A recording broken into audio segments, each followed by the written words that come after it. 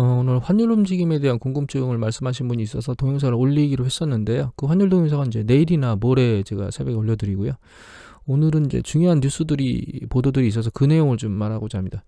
일단 유가인데요. 그 여기 머니투데이 기사 보면 사우디 러시아 감산 합의를 했는데 문제는 기대에 미달러 유가가 급락했다는 거예요.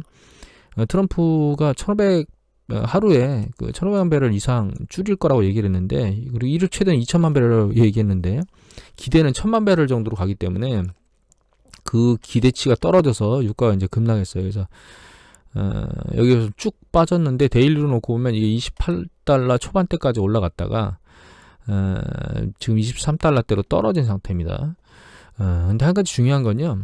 여기 보면 이제 그러니까 달러스 연준에서 이제 그 에너지 기업들한테 서베이를 한 게 있는데, 여기 보시면 그냥 존재만 하는데 운영 비용만 가지고 버티기만 하는데 얼마나 유가가 돼야 되느냐라고 물어봤을 때 이제 23달러에서 36달러까지인데요. 이게 중앙값이에요. 그래서 이제 이게 이 지역은 이글포드 지역은 40달러 중반대에서부터 10달러 초반대까지 말을 했다는 거거든요. 이게 중간값입니다.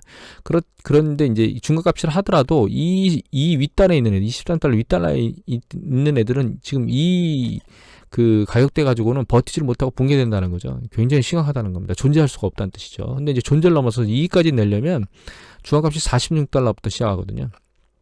근데 한 가지 중요한 건 이 러시아하고 사우디까지는 모르겠지만, 왜냐면 사우디가 이제 석유로 세수가, 그러니까 석유로 받아들이는 이제 국가의 그 수입이 한 38%에서 40% 가까이 되는 걸로 알고 있는데, 그래서 이제 그리고 대규모로 이제 그 R&D 투자나 이런 걸 하고 있어서 이제 재정이 좀 부실한 걸로 알고 있거든요. 그래서 이제 사우디 같은 경우는 모르겠는데 러시아는 쉐일 산업에 대해서 대규모로 손을 대려고 하는 것 같아요. 지금 이제 감산 합의를 하고자 하는 것은 20달러대 초반에 파는 거는 너무 낮은 가격에 파는 거기 때문에 그거 말고 좀 더 높은 수준으로 올려는 주겠는데, 문제는 거기가 쉐일 산업이 살아남을 수 있을 정도까지 올려주질 않겠다는 의사를 보이고 있는 것 같고, 지난번 뉴스 보도에 42달러인가요? 40달러 초반대가 적정하다고 얘기를 했는데, 그 달러 수준이더라도 쉐일 같은 경우, 미국 같은 경우에는 이 이익을 내기가 힘든 구조에 있는 기업들이 많다는 걸 보면 이런 부분들을 감안하고 그 유가를 선정하는 것 같습니다. 그래서 개인적으로는 이게 40달러를 넘지 않는 패턴을 굉장히 오래 가져가지 않을까 이렇게 생각을 하고 있고요.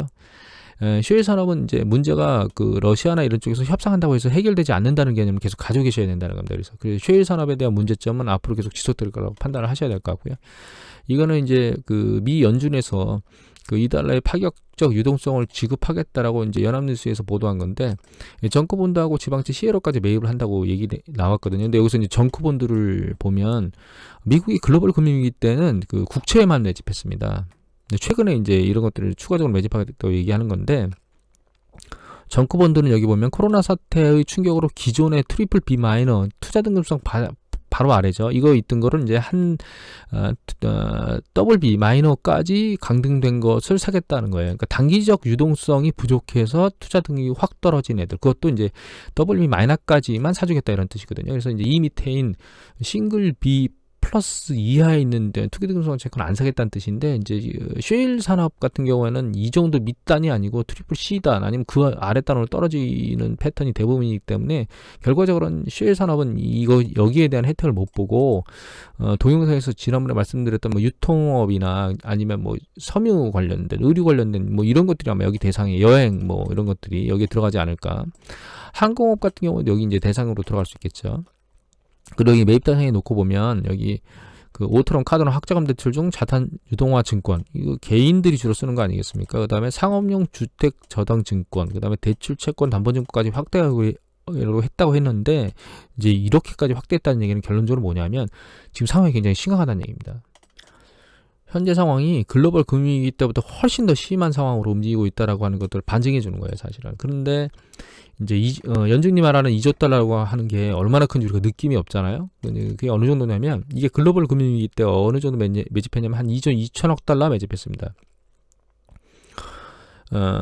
이 규모 자체가 이 정도인데 지금은 그로부터 한 12년 정도 지난 때거든요. 그러니까 얼마나 그 시장이 더 커졌겠습니까? 그런데 규모가 그때 정도 매집한다고 해서 지금 끝날 문제가 아니라는 거예요.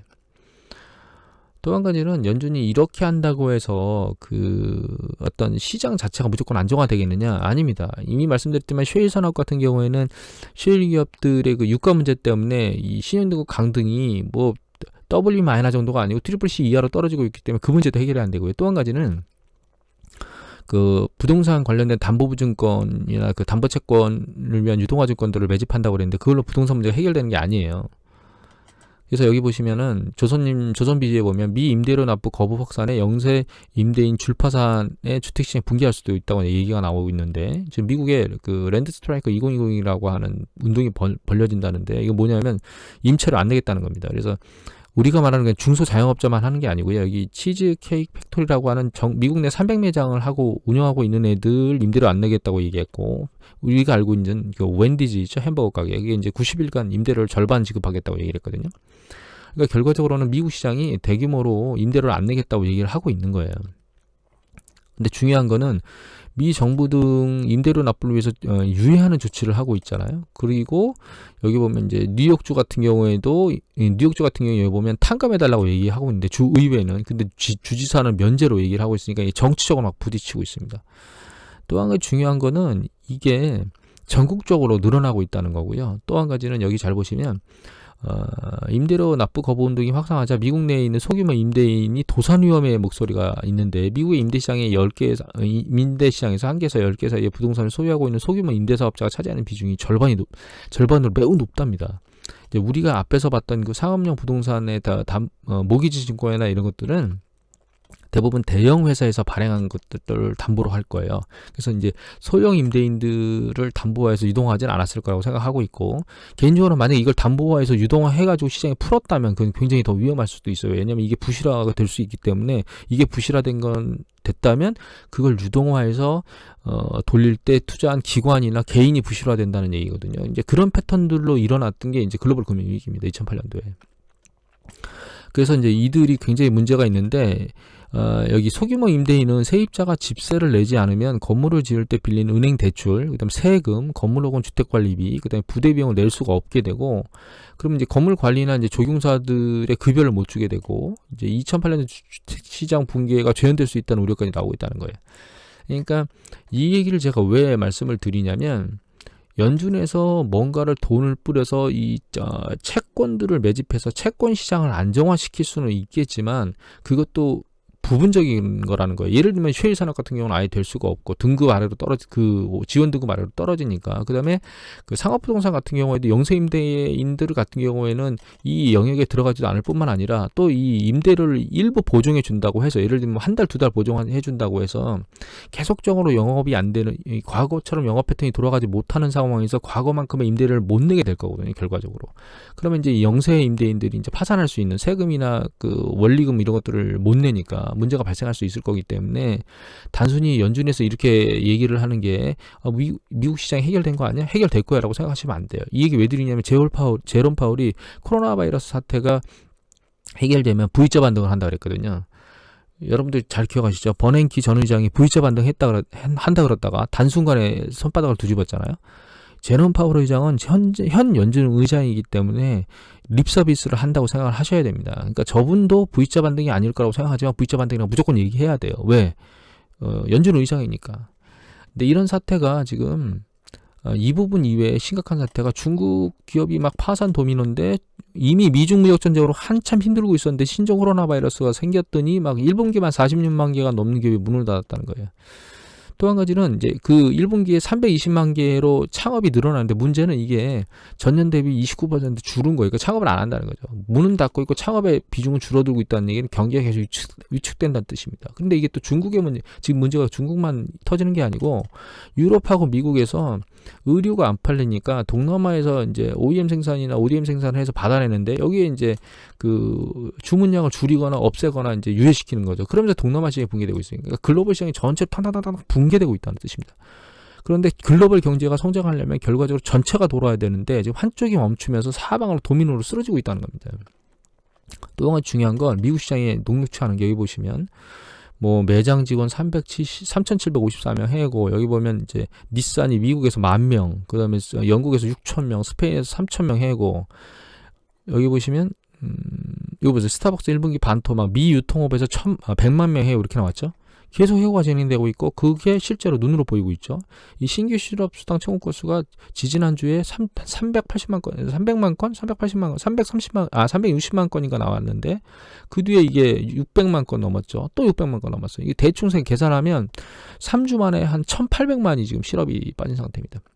실업에 빠지면 결과적으로 소비를 안 하겠죠. 그리고 실업에 빠질 수 있는 가능성이 있는 사람들도 불안해서 월급을 받지만 소비를 안 해요. 그리고 기업 자체는 지금 현금 유동성 확보가 가장 중요한 문제이기 때문에 투자를 안 해요. 그다음에 고용을 늘리는 게 웬 말입니까? 현재 사용한 고용, 현재 있는 고용 중에서 공장을 돌릴 수 있는 수준을 제외한 모든 것들을 다 삭감해야 되는, 그러니까 날려버려야 되는 게 가장 최고의 화두거든요.